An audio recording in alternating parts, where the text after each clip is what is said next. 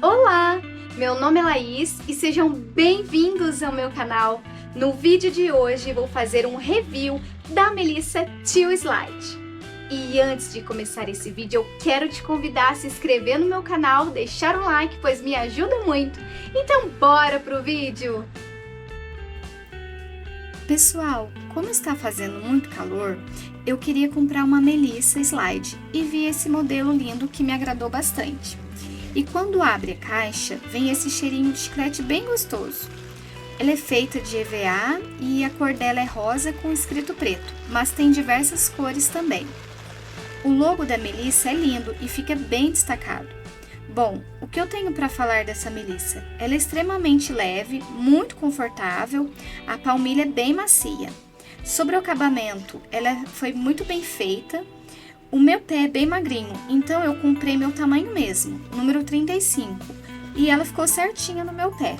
Não precisava ser um número maior ou menor, e não machucou meu pé. E com ela eu vou conseguir montar vários looks, ir na praia, na piscina, ou mesmo ficar em casa. Ela é muito bonita, super estilosa e eu amei.